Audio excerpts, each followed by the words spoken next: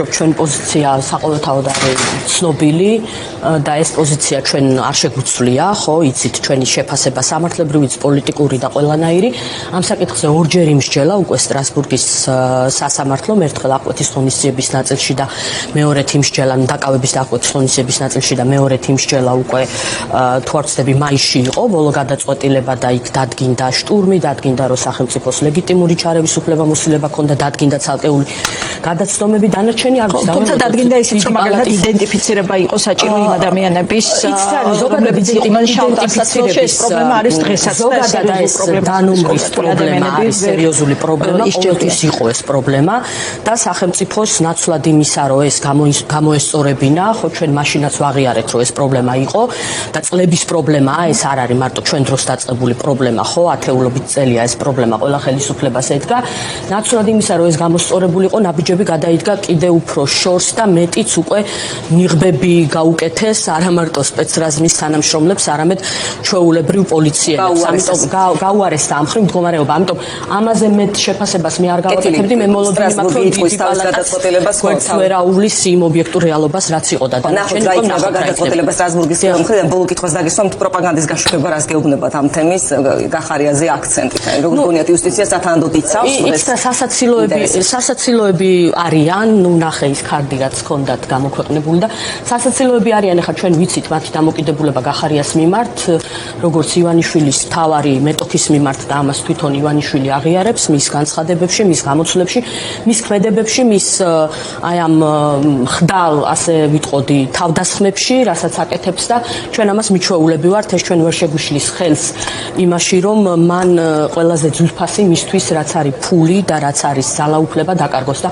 ჩვენ ამაზე ძალიან აქტიურად ვმუშაობთ, არა მარტო ქვეყნის შიგნით, არამედ ქვეყნის გარეთ, იმიტომ რომ ამ ფულზე დგას დღეს მისი ძალაუფლება და ივანიშვილს როგორც კი გამოეცლება ფული, მას გამოეცლება ხელიდან ძალაუფლება, ამიტომ ეს არის დღეს ყველაზე მნიშვნელოვანი, ეს იციან მათ შესანიშნავად და ამიტომ ვხედავთ იმ დამოკიდებულებას, რაც ვხედავთ. მართვის პრობლემებზე როცა ვსაუბრობ, ცხადია უნდა ვისაუბროთ სტიქიაზეც. პოლიტიკის რა პრობლემები აჩვენა გურიაში მომხდარმა, ის რასაც ვხედავთ ამ დღეებში მოხალისეები, რომლებიც ასწრებენ სახელმწიფოს ორგანიზებას თუ იდენტიფიცირებას. ხო, ეხლა ნახეთ, ჩვენ ვცხოვრობთ კორუფციულ სახელმწიფოში, მე ასე ვიტყოდი. რა რესურსი რეალურად სახელმწიფო და რაც ნიშნავს, როცა კორუფციულ სახელმწიფოში ცხოვრობ, იმიტომ რომ რეალურად როცა ხელისუფლების მთავარი საზრუნავი არის კორუფციული ფულის კეთება, კიდევ უფრო მეტად გამდიდრება და აქ სულ რამდენიმე ადამიანზე და მათი ოჯახის წევრებზე არის ხო საუბარი, იმიტომ რომ ეკონომიკური წინსვლით მიღებული შემოსავალი არანაირად არ ხმარდება რიგით საქართველოს მოქალაქეებს. ესეთ პირობებში ხელისუფლების ზრუნვის საგანი მართვა აღარ არის, იმიტომ რომ მართვას და ხალხზე ზრუნვას და ქვეყანაზე ზრუნვას პირიქით კი ჭირდება ფულის დახარჯვა და ეს ფული რო იხარჯება ხალხზე ზრუნვაზე, მერე ეს მიდის ამათი ჯიბიდან, ხო? საქმე გვაქვს კორუფციასთან, საქმე გვაქვს უნიათობასთან, საქმე გვაქვს არაკომპეტენტურობასთან.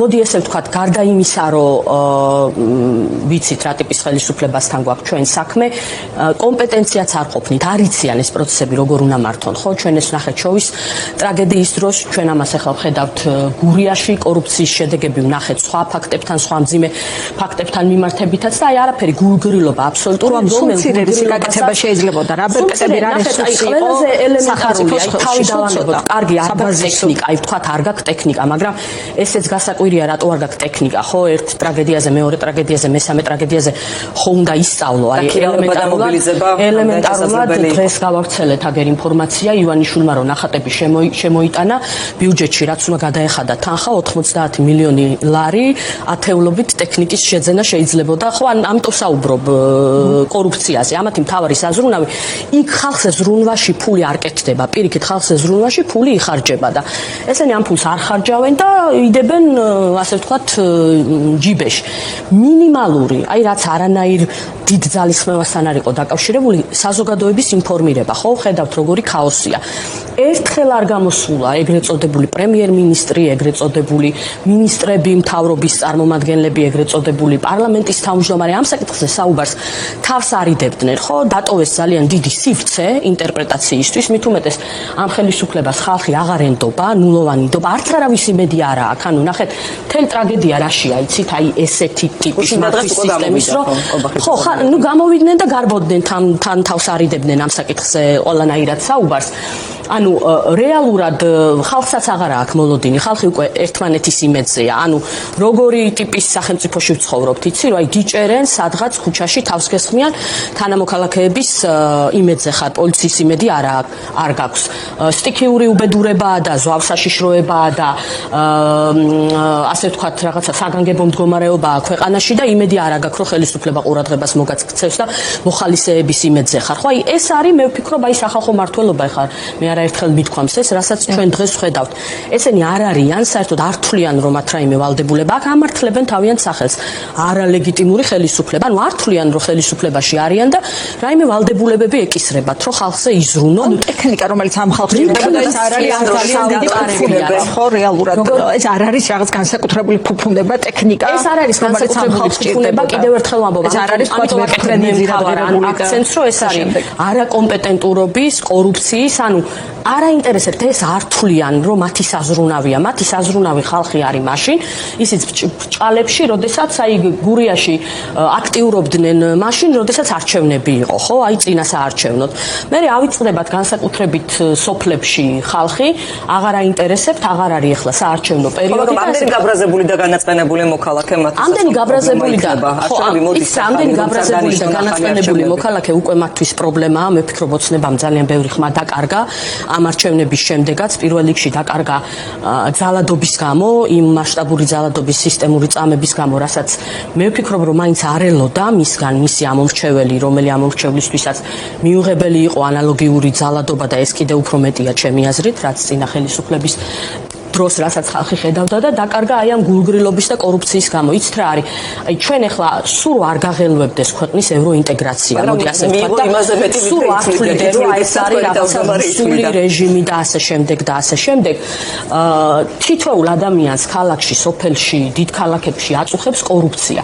ეხლა ეს კორუფცია პირდაპირ აისახება ადამიანების კეთილდღეობაზე და ყოველდღიურობაზე, იმიტომ რომ კორუფციამ ჩვენ ქვეყანაში შეიძინა ადამიანის უფლებების მძიმე დარღვევის სახე. ძალიან მძიმეა ამისი თქმა, მაგრამ ჩვენ ქვეყანაში უკვე კორუფცია ასოცირდება ადამიანების გარდაცვალებასთან, ხო? ანუ დაუსრულებელი მშენებლობები, გულგრილობები, რასაც ხედავთ, იქ არასრულწლოვანი ბავშვები, რომლებიც ზოგი ორმოში ჩავარდნით იღუპება, ზოგი დენის დარტყმით იღუპება და ასე შემდეგ. ეხლა რასაც ხედავთ, ესეც ხო აი ამ უნიათობის მუნიციპალიტეტში არსებული კორუფციის ასე ვთქვათ გამოსყიდვებზე, საუბრობთ, მოკლედ გითხარით 7 მილიონად ნაყიდ მობილურებში დაცული ინფორმაციის წამკითხვა სისტემაზე კომალაურის უწყებამ იყიდა, აპირებს ყიდვას, არ ვიცი ნახეთ თუ არა ეს BMG-ის ინფორმაცია იყო, პერსონალური ინფორმაციაზე წვდომა ტელეფონებში, სპეციალურ პროგრამაში არის. კი ბატონო, გაშ დავალოდებით უკვე დეტალებს გასწრებია.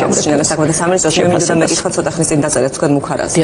რას ეხება ეს მუხარა ხომ არ ყოფილა უკვე რეაგირება? არა, რეაგირება. მონიშნული ყავთ შინაგან საქმეთა სამინისტროში. მონიშნული მე ყოველთვის ვნიშნავ ხოლმე და ყოველთვის ოფიციალური. არ ვიცი, იცით ეს ხო ამათი ხელწერა არის, თან ძალიან უნიჭოდ გააკეთეს, იქ სახელი და გვარი იყო აშკარად მითითებული, გვარი მინიმუმ იყო მითითებული და ტელეფონის ნომერი იყო მითითებული. ესენი ხო არ ერიდებიან რეალურად არაფერი. ვამხილე კობა ბექაური მაუწყებლობის შესახებ კანონს თქვენც ნახავდით. კობა ბექაურის უწყების ხელში გადადის ძალიან დიდი მანდატი და ვამხილე ეს ადამიანი როგორც ივანიშვილის მმართველობის ბოლო 4 წელიწადში გამდიდრებული ადამიანი, რომელმაც თავისი ქონების 4 მილიონიდან 3.5 მილიონი მხოლოდ 2021-24 წლებში ბოლო 3 წელიწადში დააგროვა და კიდე იქ ჩამოთვლილი მაქვს სხვადასხვა ქონებები. ეს არ არის მოგონილი, ეს არის ოფიციალურ წყაროებში და რაც კიდე არაოფიციალურია ალბათ ამას, რასაც ჩვენ ვერ ვხედავთ კიდე უფრო მეტი. ამ ადამიანმა უნდა აღასრულოს კანონი, რომელიც არის რეალურად რეჟიმთან ვალში.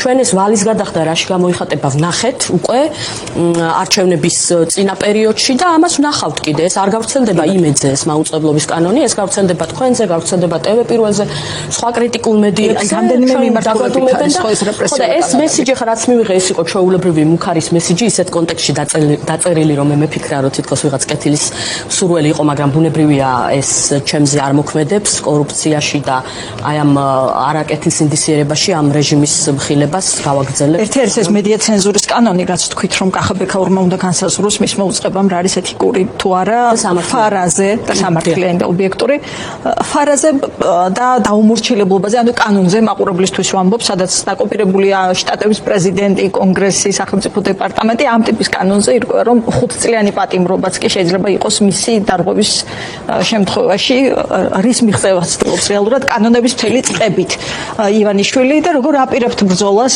და შედეგების მიღწევას ასეთ პირობებში, როცა ყოველდღე ახალი კანონი ივანიშვილის ცდილობს საზოგადოებას აჩვენოს, რომ თითქოს მათთვის არაფერი შეცვლილა და ისინი კიდევ უფრო მეტად მოუჭერენ, ასე ვთქვათ, უხეშად რო ვთქვათ და კიდევ უფრო მეტ რუსულ კანონს, ჩემთვის ესეც რუსული კანონია, ეს არ არის შეგნებულად აკეთებენ ის სიტყვები, მართლა კი არ ჩარჩათ იქ სენატი და კონგრესი და ასე შემდეგ, ხო, რომელიც კანონ პროექტში ჩარჩათ, შეგნებულად დააკეთეს, რომ აი აღქმა შექმნანო, თითქოს მართლა გადმოკოპირებულია. ეს სიმართლე გითხრათ შეურაცხყოფაც არის ქართული საკანონმდებლო სისტემის და ზოგადად ქართული სისტემის და ფარსი კიდევ ერთი ხელისუფლება, რომელიც გვეუბნება, რომ ჩვენო ქართულ პოლიტიკას ვაკეთებთო და არავის არ მივცემთ ჩვენ სუვერენიტეტში ჩარევის შესაძლებლობასო, გვეუბნება, რომ აი ესე აბსოლუტურად შეურაცხყოფელად აიღო და ჩემთვის არანაირი მნიშვნელობა არ აქვს, ეს იქნება რუსული კანონი, ფრანგული კანონი, ბრიტანული კანონი თუ ამერიკული კანონი. კანონები, რომელიც მიიღება საქართველოში, ის უნდა იყოს ქართულ რეალობაზე მორგებული კანონი. მეორე ნაწილი პოლიტიკური ბრძოლის გაგრძელებას.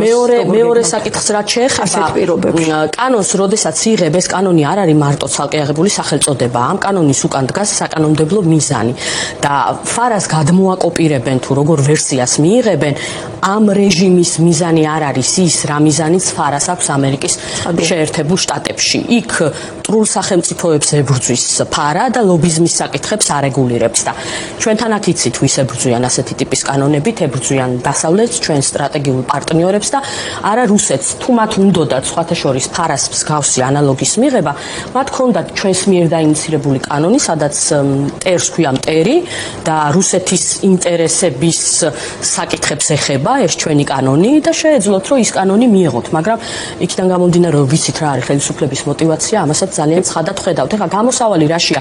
ესენი ყველანაირად ეცდებიან, რომ მეტი და მეტი დრაკონული კანონი მიიღონ.